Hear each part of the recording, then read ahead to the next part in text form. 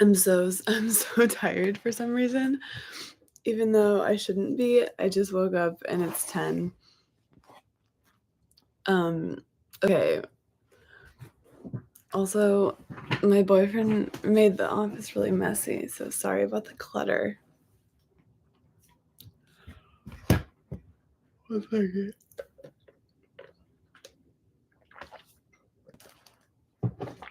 Okay. In 3 days, I got through 30 pages. So we are, I believe, in the middle of page 30. I think I'm actually at the top of it. Okay.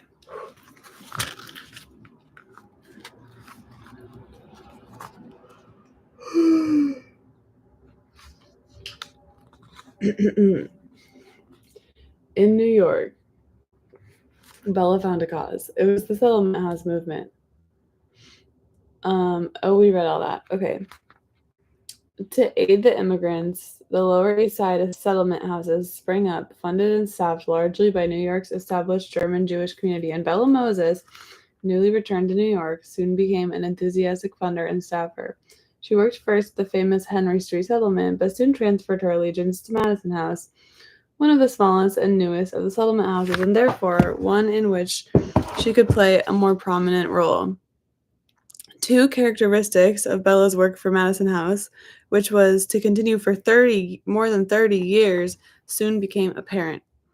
Bella is Robert Moses's mom. One was a characteristic shared by many of the German Jews who traveled down to the Lower East Side in carriage and cab from the servanted enclave around Temple Emmanuel. It was a characteristic that moved one of their chroniclers to call their philanthropy something very close to patronage. For while the motives which impelled the rich Jews to help the poor Jews were certainly in part manifestations of the tzedakah, the religious principle of charity, historians have also found other motives.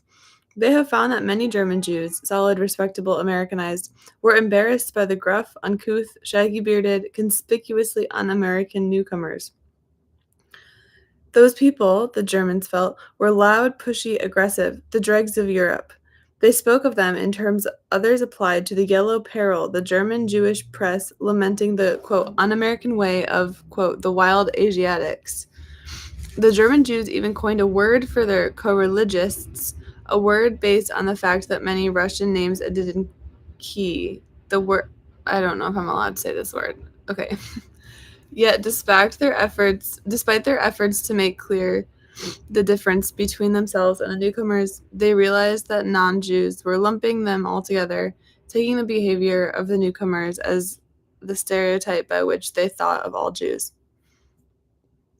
I'm honestly just not sure if it's a slur. Okay. The solution many German Jews felt was to make the shabby immigrants respectable, to clean them up, dust them off, and teach them to act like Americans. For this reason, the early settlement houses, while working tirelessly to give newcomers a better life, to provide free housing, meals, and medical care, also emphasized lectures on manners, morals, and the dangers of socialism. Many German Jews seemed to feel, as one commentator put it, as if they were assuming the white man's burden. Their philanthropy was that of patron lords doling out funds to the poor, the miserable, the dependent, and the patronized. If this description was to some extent true of the movement as a whole, it was to a great extent true of Madison House, whose official history says it was established to help in the Americanization of residents of the Lower East Side. And to some of her residents, the description fitted Bella's philanthropy. Undoubtedly, there ran through her work a strain of genuine idealism. Deeply moved by the plight of the slum residents she met at Madison, she talked of helping the lower classes in terms of a holy crusade. Oops, that's my alarm. I don't know. I'm awake. I had to turn it off. I know people always talk about this book going into a lot of depth, but it is kind of fun that we've had like so many pages just about Robert Moses's mother and her job.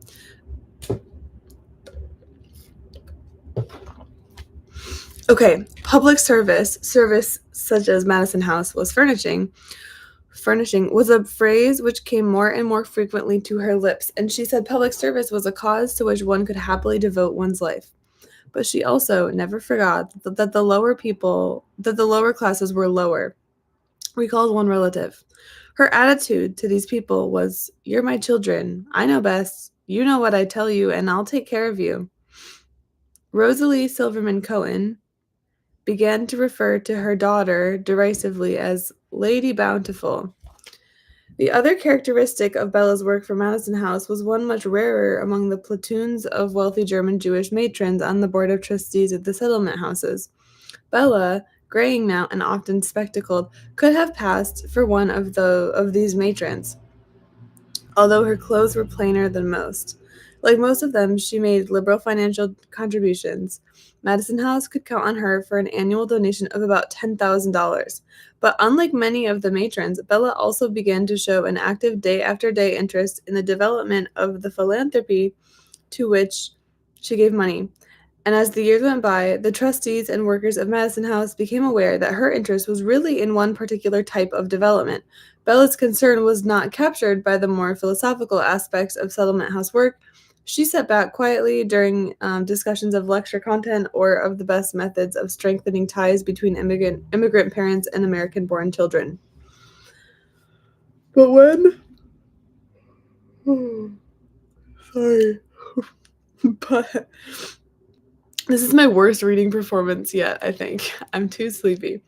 But when the discussions turned to the laying out of basketball courts in the backyard of the house or the creation of a summer camp in the country for slum children, the slim little woman would lean forward and her fingers would begin to drum restlessly on the table, and her soft voice would begin to inundate the other trustees with a flood of ideas. It was not long before the trustees came to realize that for a gray-haired housewife and mother, Bella Moses had a most unusual interest in physical construction. Wow. Behind her spectacles were the eyes of the builder. The eyes could glitter with enthusiasm over the smallest details. When the board agreed to provide living quarters for house staffers, it was Bella Moses who thought of providing the quarters with a lounge so the young men and women could have a place to chat together during their off hours. And it was Bella who went out and found the perfect centerpiece for the lounge, a heavy table 6 feet across, supported by a pedestal instead of legs so that people could sit around it more easily. When the board decided to set up a temporary summer camp in Pelham Bay Park, it was Bella who thought of putting old rugs under the beds to make the tents warmer. And when, in 1900, Madison House decided to embark on its largest project, the construction of a permanent summer camp, the ideas began to pour out of Bella Moses in a steady stream. The camp was to be built on an old farm in a beautiful valley near Putnam, New York. Bella began to appear at trustees meetings with proposed layouts of the camp and then with proposed layouts of interiors of the camp buildings. When the camp was opened, Bella and Emanuel visited it every weekend during the season. Often they would make the 60-mile trip up from New York with their special friends on the board, Olga and Moritz Kirchberger, and middle-aged bachelor Herman Wolf. When the Kirchbergers and Wolf agreed that it would be nice to spend longer periods in the camp, Bella proposed that they should all chip in and pay for the construction of a summer lodge big enough for 2 couples and a bachelor. And when the comfortable, solidly built structure was completed, it was Bella who suggested an agreement under which the building would become the camp's property, its residence for teenage girls when all 5 owners were dead. Okay, one second. My cat really wants to come in the room.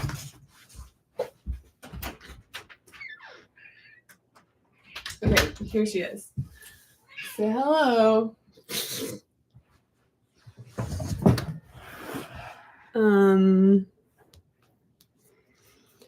In expounding her proposals, Bella was always a lady. She never raised her voice, but veneered only thinly by her excellent manners was a certain aggressiveness. And if there was a prolonged disagreement with her proposals, the veneer could wear thin indeed. When discussing a project in which she was especially interested, Bella had always displayed impatience with other people's ideas. But in her later years, she was on the Madison House board. Um, in her later years on the board, she seemed more and more unwilling even to consider such ideas, or in fact, to listen to them. Says one House staffer who sat in on board meetings. In the quiet way, Mrs. Moses could really be impatient. She knew what she wanted and she intended to have it. Says another. She liked to get things done, and if she had to step on toes to get them done, she'd step on toes. You love the power broker. Some of Bella's proposals were based on generalized theories. You should always buy the best, she would say. Having the best equipment made people respect it and take care of it. Some of the trustees, feeling that Madison House, perennially broke, should economize, were annoyed, but Bella brooked no compromise. When the head worker was furnishing the staff quarters, for example, she instructed them, "Now, there will be no pictures dragged out of people's closets. Buy pictures, and buy pretty ones." I don't know what that means. She was convinced also of the importance of symbols. They were needed, she said, to give the children a sense of identity, by which she meant a sense that they were part of Madison House. As soon as the camp was open, she designed a huge Camp Madison banner and hung it in the dining hall. Once Bella got involved in a project, no task was too small for her. Camp counselors saw the slim little matron inspecting the grounds hour after hour. When the inspections disclosed flaws, she was not bashful in bringing them to people's attention. "We have been taught that in social work you should be somewhat permissive," recalls one of the workers. She wasn't that kind of person. If she saw that the kids weren't cleaning up the bunks properly, she'd say, "Now get busy. Get that bunk cleaned up." If she came back and it still wasn't clean, she'd say, "Didn't I tell you to clean it up?" And if her hints didn't bring results, she had more direct methods. If a floor remained unswept too long, she'd grab a broom and sweep it herself. Beds were supposed to be made before breakfast, but one bunk never seemed to get things done in time. One morning, Bella said shortly, "I'll make them for you," and did, all 10 of them. When disputes arose among the trustees, there was one vote Bella could always count on. Emmanuel Moses was a member of the board too, although, as one trustee commented, "He was so quiet you'd hardly know it." I think that's her husband. The trustees came to know Emmanuel as a likable and generous man, but they also learned that his wife did the talking for the Moses family. This was true in the Moses home as well. Quote, "The relationship between mother and father was simple," Paul Moses would recall. "Father did what mother directed." If the relationship seemed similar in general to that of Bella's own parents, there were more specific parallels too. Like Rosalie, Bella had especially strong feelings about religion. She did not believe in it. She did not want her sons to be circumcised, to be bar mitzvah, or to have any training whatsoever in the Jewish faith. She wanted her family to be members of the Society for Ethical Culture. Her husband was more religious, but Bella's feelings were the ones which prevailed as her mother's had prevailed. When Rosalie had joined the Society for Ethical Culture, Bernhard had joined too. When Bella joined the society, so did Emmanuel. Bella Moses's children grew up in snug luxury. The family lived at 20 East 46th Street, just off Fifth Avenue, in the heartland of the German Jewish elite. The neighborhood was one of lavish private homes. The Seligman house was almost directly across the street from the Moseses, and 2 doors down lived the Lehmans. Their youngest child, Herbert, was a student at Williams College. It was a neighborhood in which the children all knew one another. They visited one another's homes, so alike with the varnished oak and black walnut paneling, red damask and green rep, heavy-legged, plump-cushioned sofas, gold-fringed lamps, and Dresden figurines. They played together in Central Park, while private tutors stood sentry duty and the boys, wearing white gloves, attended Viola Wolf's dancing classes together. The house in which the Moses children were raised, among oak paneling and red damask, was the one in which their mother had lived when she was a girl. When Bernard Cohen died, she had left it to Bella in his will. And when she decided that the Moses family would move back to New York, her mother had been happy to move out of the house and into the suite at the Windsor a block away. The house was a large brownstone, 5 stories and a basement. Ugh, want. But there was plenty of money to run it. The Moseses were not nearly as rich as the Lehmans, the Seligmans, or other Grand Dukes, such as the Schiffs. They were, in turn of the century terms, rich enough because Bella's share of her father's estate and the sale of Emmanuel's New Haven interests. With all that, the family had assets of about $1,200,000. Bella was able to command an establishment that included an extremely talented German cook and 3 maids, including a longtime retainer known as Old Annie. Wow. The 2 Moses boys slept in custom-made beds 6 feet 6 inches long. This is crazy that everyone always says Robert Caro is really thorough. He measured the dimensions of Robert Moses's childhood bed. That is so amazing. On hair mattresses woven to order by the most famous mattress maker in New York, C.P. Rogers. They slept in the same room again, but adjoining their New York bedroom was their own library style, its walls lined with books. Once Paul counted them, there were more than 2,000 books. Dinner was served off the finest Haviland china in a paneled dining room, along one wall of which stood a tremendous sideboard bearing gleaming crystal decanters. After dinner, the family would repair to the library, whose walls were covered with Rembrandt and Dürer prints, and Old Annie would pour coffee from a silver coffee pot into French demi-tasse cups, each cup a different bright color, that cost $24 a piece. Again, so awesome that he knows that. They always had a wonderful time with Granny Cohen.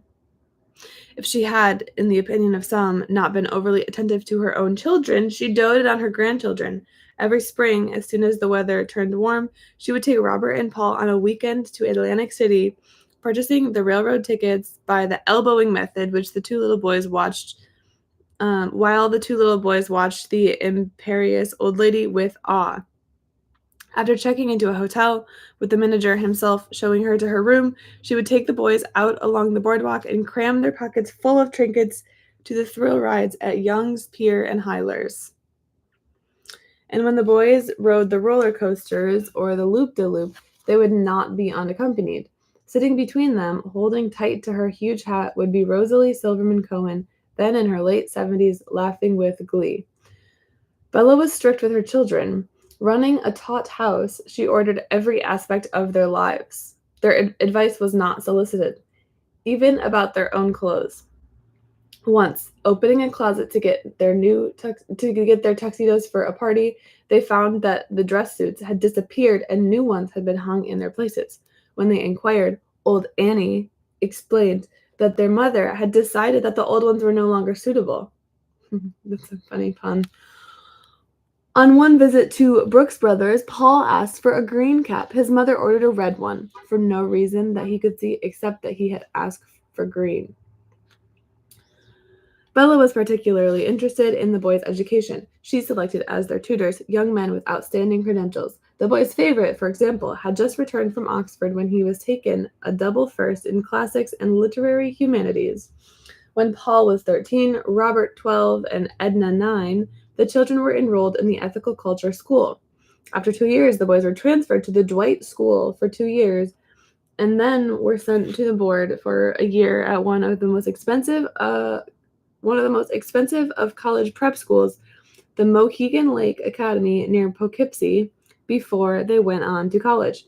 Paul to Princeton, and Robert, who had never forgotten his desire to return to New Haven, to Yale. Even while the boys were at... Okay, also, I need you to see that the way Pearl is sitting right now is so nice. Okay. Even while the boys were at Ethical Culture and Dwight, Bella hired tutors to give them additional instruction. And she furnished still other instruction herself, assigning them books by Lawrence Stern and others of her favorite authors to read, and then holding long discussions with them and with Edna when she was old enough about the book's meaning.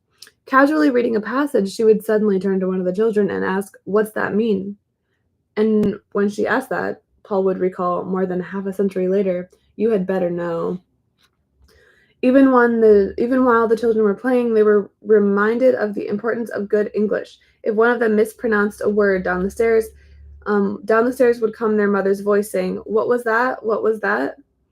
Edna did not flourish in this environment. An extremely plain, shy girl, she became more and more quiet and withdrawn. But everybody exclaimed over Bella's two boys. Just over a year apart in age, in appearance, they might have almost been twins. They were tall, Paul and even 6 feet, Robert an inch taller, and graceful and very slim. Although Robert was wiry and strong and had wide shoulders and wrists that hinted at a frame that would one day be powerful. Their height and the darkness of their hair and skin made them resemble their father. But the father's somewhat broad features had been refined in the boys that they were stunningly handsome, with high cheekbones and slim, almost aquiline noses to go with full sensual lips and wide, deep, liquid gray eyes. While the father's skin was dark, the blood of Seville ran even closer to the surface in his sons, making their faces olive-colored, almost swarthy backdrops for smiles that everyone agreed were charming. And when the father's movements were deliberate and calm, others were flashing, and the set of their heads was haughty. If Paul was quicker to smile, both boys were equally quick to anger.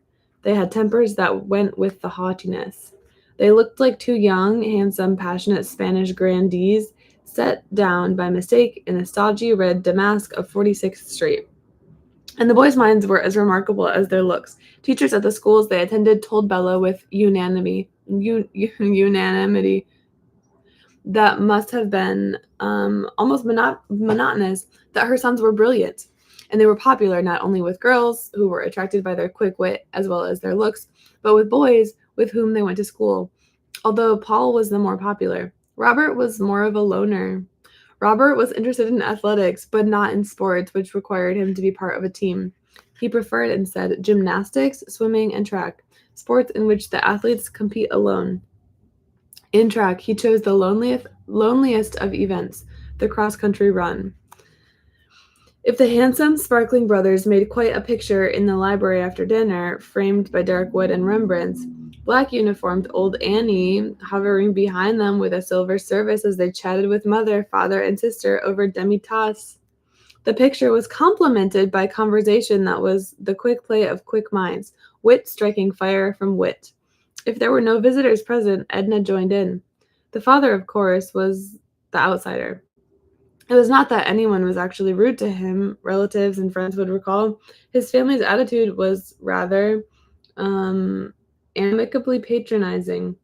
In the words of one visitor, it was the kind of thing where when Emmanuel said something, the kids would say good-naturedly, "Oh, Dad, oh, Father," and then they'd go right along with what they'd been saying. It was as if everyone, including him, had sort of accepted the fact that he had nothing to contribute. After moving to New York, Emmanuel Moses did a lot of reading. Reading, he would often say, is the solace of old age. Relatives and friends began to notice that within this family circle, an inner circle was forming. It was Robert Moses and his mother. More and more. Within the family, they formed a small, increasingly private clique. More and more, it became apparent that Robert was his mother's favorite. This favoritism was expressed with the intensity that characterized everything Bella did. All her children were spoiled by maids and cooks and grandmother, spoiled by wealth. But in Robert's case, the spoiling was also done by his mother. Increasingly, Bella Moses began to cater to her younger son's every whim. You would never think of this word in connection with Bella, one relative said, but the only word you could use to describe her treatment of Robert was doting. No one was sure of the explanation. Relatives speculated that it was because Bella's slashing, incisive mind had found in Robert a mind with like qualities. Perhaps this was part of the explanation, but it ignored the fact that her other son possessed the same qualities.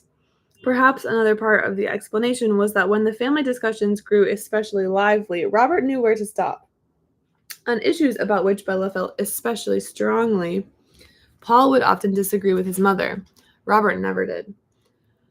And Bella Moses, after all, was not a woman who liked to be disagreed with. Almost done with the chapter. And part of the explanation, almost certainly, was that Robert tendered his mother the sincerest form of flattery. If Bella cherished the ideal of public service conceived of in idealistic, almost Platonic terms, this ideal was becoming the theme of more and more of Robert's conversation, too. More and more in the after-dinner chats in the library, Robert began to talk about dedicating his life to helping people. The invitation went beyond enunciation of ideals. People who had classified as a manifestation of supreme and deep-rooted arrogance Bella's refusal to be swayed by, or in later years even to listen at length to, the opinions of others, now began to notice the same arrogance in Robert. They noticed that increasingly the rhythms of Robert's voice echoed the sharpness of his mother Sally's. The tall, handsome young man even adopted, consciously or unconsciously, the hiccups, a distinctive pose, favored by the graying, bespectacled, plain little woman, an unusual tilt of the head. When a person disagreed with Bella, she had a way of leaning her head back on her neck and staring at the disagreeer through the bottom of her spectacles with her eyes half closed, quizzical and skeptical. People began to notice that, while Robert Moses did not wear glasses, he was beginning to adopt in arguments the same tilt of the head. In later decades, when Robert Moses was famous almost as much for his personality as for his achievements, observers would marvel at the depth and degree of his outspokenness, stubbornness, aggressiveness, and arrogance. They would wonder at the origin of the mold in which he had been formed in so hard a cast. But relatives and friends of the Moses family never wondered. Whatever it was that made Robert Moses the way he was, they knew whatever the quality that had shaped an unusual, in some ways unique personality. The quality was one that they had watched being passed, like a family heirloom, from Robert Moses' grandmother to his mother to him. Robert Moses, these people would say, is Bella Moses' son. Chapter 2. I'll read the first page or two. Robert Moses at Yale. If his mother spoiled Robert Moses, his college did not. Bella may not have considered him a Jew, but his classmates did, and at Yale University in 1905, this made a difference.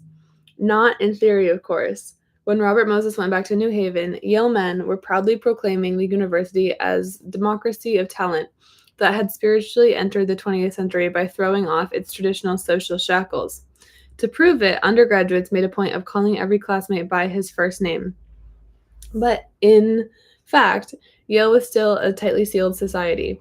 Of the 351 members of the class of 1909 who entered Yale with Moses in September 1905, most had graduated from the Wright Episcopalian private prep schools, 33 from Andover, for examples, 23 from Hotchkiss, and 17 from St. Paul's.